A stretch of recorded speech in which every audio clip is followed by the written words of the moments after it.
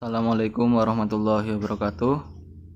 Perkenalkan, kami dari kelompok 6 mata kuliah kewirausahaan program studi manajemen Universitas Nahdlatul Ulama Purwokerto yang beranggotakan pertama saya Krom Sabtu Aji, Mbak Isna Amelia Asmi, selanjutnya Anissa Alvina Yurwanti, Irfan Eko Priyono, Naili Arzaku Sabti, dan yang terakhir Bambang Setiono.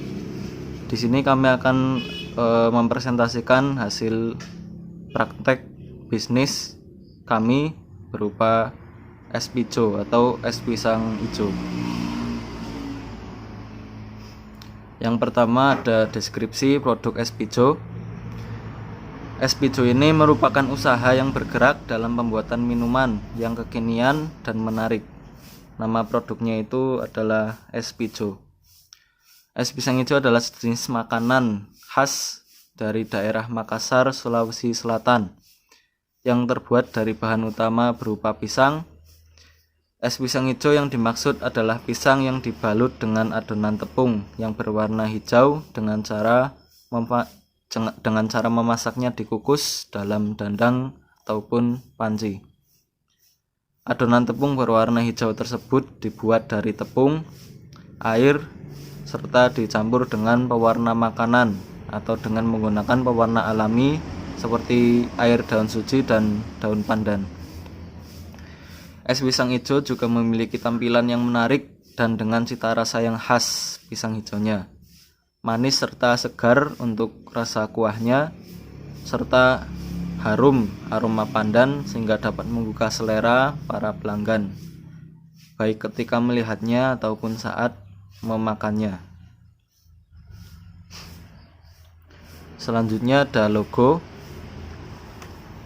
Logo kami didominasi warna kuning. Di sini ada beberapa filosofinya, yaitu bermakna positif serta memberikan kebahagiaan, optimisme, kecerdasan, kesetiaan, kreativitas, kebijaksanaan, serta energi. Yang selanjutnya dominasi kedua oleh warna coklat. Filosofi warna coklat itu sendiri mengandung unsur bumi, serta apapun yang mengandung warna coklat memberi kesan hangat, nyaman, dan aman. Dari segi psikologis, warna coklat akan memberi kesan kuat dan dapat diandalkan dan melambangkan sebuah pondasi serta kekuatan hidup. Dominasi yang ketiga untuk huruf serta produknya itu sendiri berwarna hijau, dikaitkan dengan makna pertumbuhan, harmoni, kesegaran, keamanan, kesuburan, dan lingkungan. Warna hijau memiliki kekuatan penyembuhan dan dikenal sebagai warna yang paling menenangkan untuk dilihat oleh mata manusia. Selanjutnya akan dijelaskan oleh teman saya. Terima kasih. Yang selanjutnya yaitu pada struktur organisasi usaha es pijo dengan direktur utama atau ketua tim Mas Bambang Setiono, kemudian manajer keuangan oleh Isna Amelia Asmi, kemudian manajer pemasaran oleh Mas Irfan Eko Priyono dan Mbak Anissa, manajer operasional oleh Naili Arzaku Sabti, manajer SDM oleh Akrom Sabtu Aji, dan lembaga research and development oleh Alvina Yurwanti. Kemudian visi dan misi usaha es pijo. Visi dan misi usaha es pijo seperti yang tertera pada layar menggambarkan tujuan dari usaha es pijo sendiri. Kemudian ada strategi pemasaran. Wilayah pemasaran di sekitar tempat produksi yaitu di Jalan Kamandaka, Gang Balong, RT 3 RW 4 Karangsalam Kidul, Kedung Banteng, Banyumas. Kemudian tempat-tempat atau event-event tertentu yang dekat dengan keramaian. Yang kedua yaitu segmen pasar, yaitu masyarakat umum, remaja atau mahasiswa yang berada di sekitar lokasi usaha atau sekitar wilayah produksi di Kota Purwokerto. Kemudian yang ketiga ada strategi pemasaran. Strategi pemasaran yaitu dengan menawarkan secara langsung di sekitar tempat produksi dan juga menawarkan lewat online dan dengan sistem delivery lewat WhatsApp, Kemudian mendatangi event-event atau keramaian seperti di Pasar Pagi Car Free Day di Gor Satria Purwokerto. Di sini akan melanjutkan presentasi sebelum disampaikan oleh rekan saya, yaitu bahan pisang hijau. Yang pertama 10 buah pisang kepok, 600 ml air, 150 gram tepung beras, 150 gram tepung terigu, 60 gram gula pasir, 65 ml santan kental manis, 1 sendok teh garam secukupnya, pasta pandan, bahan bubur sumsum 750 ml, air 100 gram, tepung 5 ml santan kental instan, 1,5 sendok teh garam, 2 lembar daun pandan. Bahan pelengkapnya yaitu secukupnya sirup koko pandan, secukupnya susu kental manis, secukupnya es batu. Selanjutnya yaitu langkah-langkah pembuatan produk es pisang hijau. Yang pertama, kukus pisang bersama kulitnya selama 15 menit, angkat dan dinginkan. Campur di dalam wadah tepung terigu, tepung beras, gula pasir, garam, santan kental manis, aduk merata lalu beri pasta panas cukupnya. Saring adonan kulit agar terpisah dari gerindil, lalu masak dengan api kecil hingga matang. Siapkan plastik oles tipis dengan minyak sayur, lalu ambil adonan kulit sekitar 1-2 sendok dan pipihkan. Yang kelima, beri 1 pisang lalu tutup semua permukaan pisang dengan adonan kulit. Lakukan hingga habis, kukus dengan api sedang cenderung kecil selama 20 menit. Jika tak menempel, kalian bisa bungkus terlebih dahulu dengan daun pisang, angkat dan dinginkan. Selanjutnya, 6. Membuat susu bubur sumsum. Masukkan semua bahan bubur sumsum ke dalam panci, aduk rata, lalu masak dengan api kecil hingga matang. Cirinya kalau sudah matang, mengental dan banyak letupan, angkat dan dinginkan. Bisa kalian masukkan ke dalam kulkas dulu ya pisang hijaunya. Yang ketujuh, jika semua bahan sudah dingin, siap untuk penyajian, potong pisang hijau sesuai selera. Siapkan mangkuk saji, tuang es batu, es serut secukupnya. Yang kedelapan, beri bubur sumsum secukupnya, tata pisang hijau di atas bubur sumsum, tambahkan saus santan di atas es. Yang terakhir, kemudian beri sirup koko pandan atau secukupnya dan susu kental manis secukupnya. Es pisang hijau siap dinikmati. Terima kasih. Oke, saya Alvina Irwanti akan melanjutkan materi selanjutnya, yaitu keunggulan produk es pijo. Meningkatkan dan melestarikan minuman khas daerah Indonesia dengan packing yang mudah untuk dibawa. Meningkatkan pertumbuhan dan kesehatan tulang pada tubuh, dibuat dengan bahan yang ramah lingkungan dan higienis, dapat menjadi minuman penunda lapar. Harga murah yang dapat dijangkau setiap kalangan masyarakat. Selanjutnya yaitu laporan akhir praktek es pijo, jenis bahan baku dan bahan pembantu. Yang pertama, pisang kepok jumlah 2 sisir seharga 24.000, tepung beras 1.200 gram seharga 12.000, tepung terigu 500 gram harga 10.000, es serut 2 biji es 3.000, gas LPG 3 kilo 10.000, susu kental manis 1 biji es 12.000, topping mesis 1 biji es 6.500, sirup 1 biji es 12.500, santan 3 biji es 9.000, dan yang terakhir gelas cup 1 biji es 12.500. Jadi total semuanya adalah 111.500. Total produk yang dapat dihasilkan dalam sekali produksi yaitu 23 cup.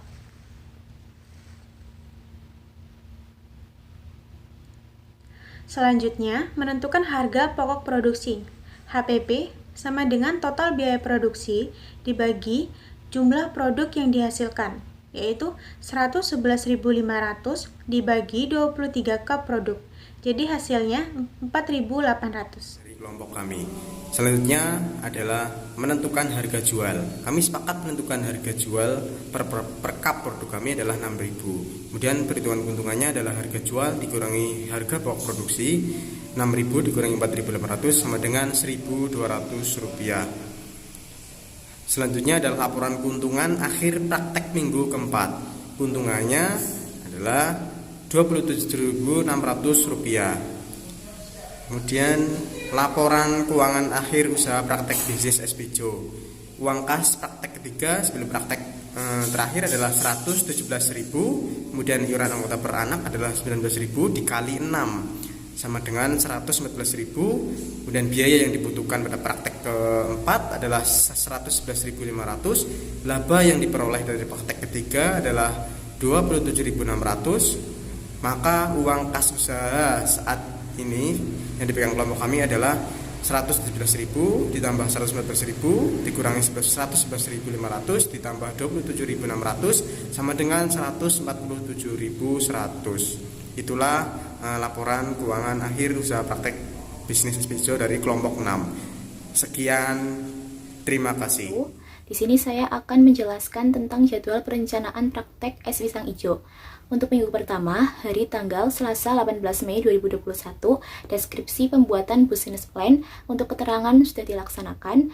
Untuk minggu kedua, hari tanggal Selasa 25 Mei 2021, deskripsi praktek ke-1, keterangan sudah dilaksanakan. Untuk minggu ketiga, hari tanggal Minggu 6 Juni 2021, deskripsi praktek kedua, keterangan sudah dilaksanakan di Gor Satria Purwokerto.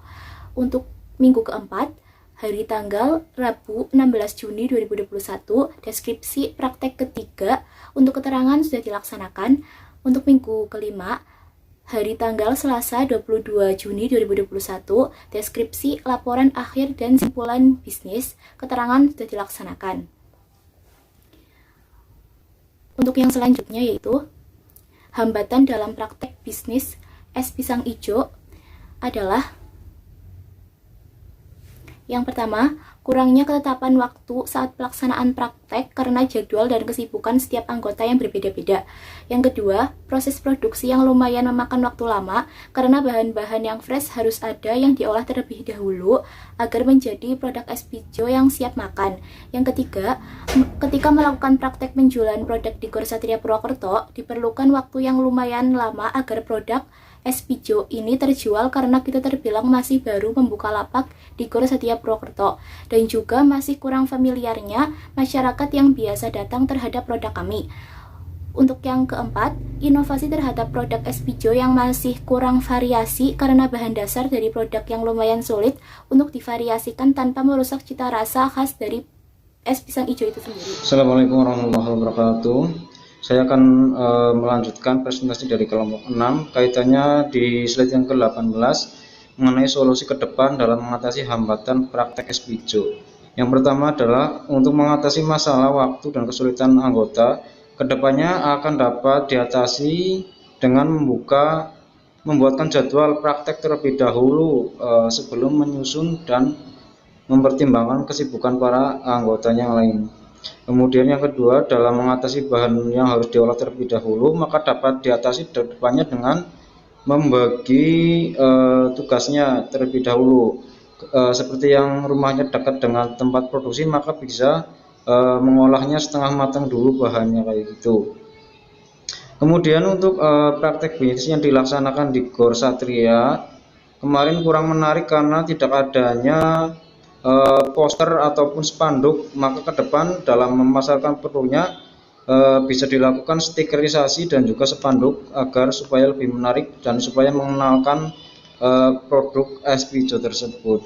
Kemudian inovasi saat praktek kemarin masih sangat sedikit ya, baru varian topping, baru ada coklat dan meses. Kemungkinan ke depan bisa ditambahkan yaitu ada Milo, Oreo, mungkin ada topping yang lainnya juga seperti itu. Kemudian untuk kesimpulan praktek bisnis yang kemarin kita laksanakan, yang pertama praktek bisnis es hijau yang kami tunjukkan merupakan pengalaman yang sangat berharga, yang itu manfaat pengetahuan ataupun pengalaman saat praktek di dunia pemasaran secara langsung. Tentu dalam praktek penjualan es hijau ini mengalami berbagai hambatan yang tidak mudah, namun dengan hambatan tersebut kami dapat belajar untuk mengatasi dengan cepat. Hal itu merupakan pembelajaran yang sangat bermanfaat bagi kami untuk masa depan tentunya. Kemudian hambatan ini, rintangan tersebut juga dapat menambah kemungkinan kami sebagai tim untuk lebih mempunyai rasa solid antar anggota tim seperti itu. Kemudian praktek bisnis es hijau yang kami lakukan belum memperoleh laba yang sangat besar, akan tetapi di sini kami mengutamakan pengalaman dan juga praktek secara nyata, jadi bisa merasakan secara langsung bagaimana sulitnya memasarkan produk seperti itu. Mungkin itu saja yang dapat kami sampaikan. Banyak kekurangan dari kelompok 6 dari awal praktek hingga akhir. Kami mohon maaf setulus-tulusnya dan terima kasih kepada Bu Anjar atas segala bimbingan dari awal sampai akhir kegiatan mata kuliah kewirausahaan ini. Saya akhiri, terima kasih. Wassalamualaikum warahmatullahi wabarakatuh. Ela veio por vale de shortinho, pé de